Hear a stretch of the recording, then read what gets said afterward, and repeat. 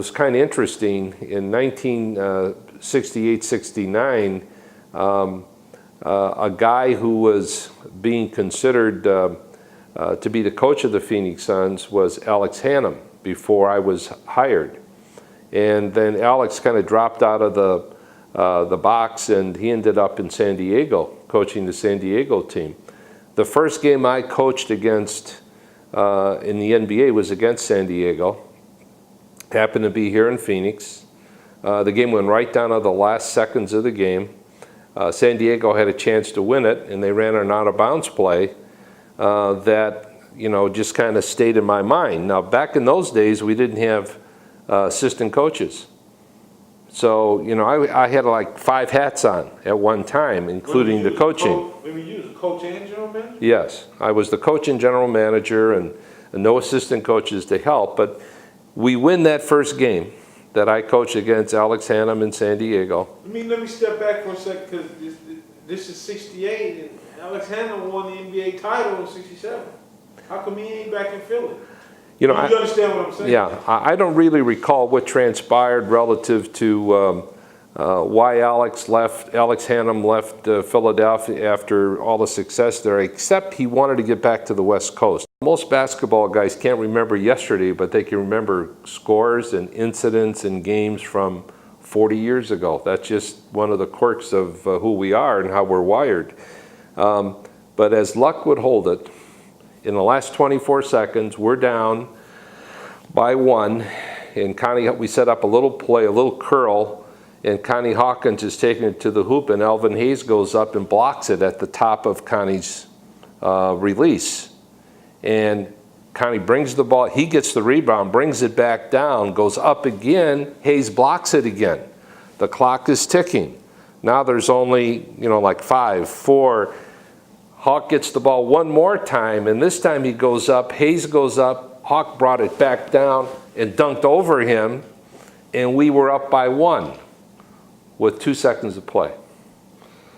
Timeout, San Diego. So I'm thinking back. I didn't have anything to look at. I'm thinking back. What are they going to do on the out-of-bounds play? Probably the same play they ran 3 months earlier, the first game I coached. And so I put a rookie in, Lamar Green, who was a 3rd rounder from Tennessee. And I said, Lamar, leaping Lamar, he was a jumper. I said, Lamar, here's what they're going to do. You front Hayes, and when that ball is thrown in, you jump as high as you can. You got it? Okay.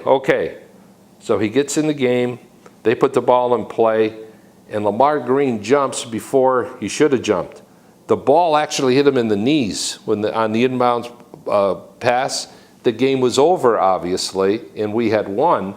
It was an important game because it helped us make a few extra dollars in terms of positioning for the players. Connie Hawkins probably had his greatest game as a Phoenix Sun. He went for 42 and 24. He's an older guy now. Well, yeah, Connie had spent years in the ABA, Connie Hawkins, and that may have been one of his finest moments. That year, in his first year in the NBA, he was first team All-NBA.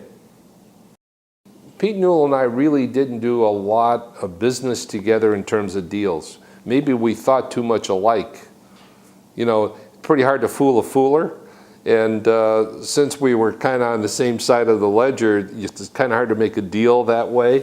But we shared a lot of information together about player personnel, had the same opinions on a lot of athletes and a lot of players. But, he was such a reservoir of information for me.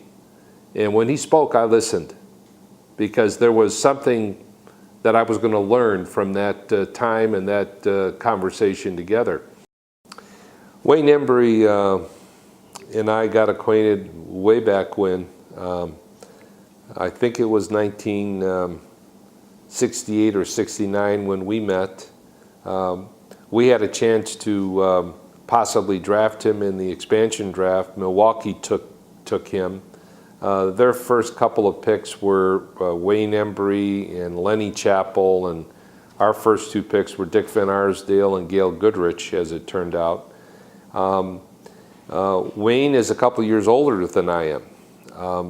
But we developed a real relationship once he went into the front office, and it was, a big move for the NBA, who's always been a leader in terms of opportunities for people of different races to have an opportunity in basketball. We've been a leader in pro sports for many, many years, and for Wayne, he was kind of breaking the ice in many ways, and he could not have been a better choice to be that kind of a leader and pave the way for so many others that followed. He had a great mind, still does, because Wayne's still around, making contributions, still working with the Toronto Raptors as we speak, and working for your son, right? He's working for my son Brian. Now that's ironic, where life takes you and how things come about. And Wayne and I serve on a couple of boards together, so we have opportunities to spend some time. And he actually has a second home in Phoenix, so he's living here part of the time. Let me just say, a couple things about how ironic things are and how close we're all. We've crossed paths and there's some connection. We lost the flip of the coin for Kareem Abdul-Jabbar, and Milwaukee won it. And I tell the story that we wanted to be able to call heads because our fans wanted us to call heads. We had a contest in the newspaper. So Walter Kennedy, the commissioner, agreed, if Milwaukee would agree, that Phoenix could make the call. They're going to use a Kennedy $50, and the coin would be flipped, and we said we'd call heads. So Kennedy flips the coin, he catches it, and it was heads, and he goes, tails. Just that little move like that gave Milwaukee Kareem Abdul-Jabbar. And I'm telling you, I thought I was shot, right there on the spot. And but it's interesting. It took me about 6 hours to recover, and then I went back to work. And as I said earlier, we acquired Paul Silas in a trade. We acquired Connie Hawkins from the ABA, made a couple other minor things. We went from 16 wins to 39 wins in 1 year, the biggest turnaround in the history of the league, and we did it without Jabbar. We didn't have that opportunity. And now we've talked about Pete, we've talked about Wayne, and then lo and behold, who makes the trade where Jabbar goes to Los Angeles? It's between Pete and Wayne. It wasn't a trade. How do you get draft picks if it wasn't a trade? It was a deal naturally, but it was it was during that gray period of free agency, or. Well, you understand what I'm saying? I can't remember the detail regarding how Goodrich got to New Orleans, whether it was a draft. Maybe they agreed to put him into the pool, and in return was willing to give some draft picks so that they could take a Goodrich if it wasn't a transaction. But that's not really the important thing. The important thing is the guy who was involved with the New Orleans team was an LA lawyer who wanted Goodrich, who knew Goodrich well. And of course, that's one of the great trades or greatest transactions the Lakers ever made, along with some others, to end up with that draft pick, and that draft pick turned out to be Magic Johnson.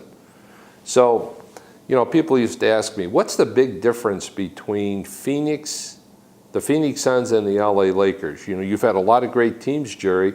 In the history of the NBA, your team has the 4th best record in the history of the NBA. And you've never won a championship. What's the big difference between you and LA? And I said, well, about 21 feet. So what do you mean 21 feet? Chamberlain, Jabbar, and then along came Shaq. So they always had centers.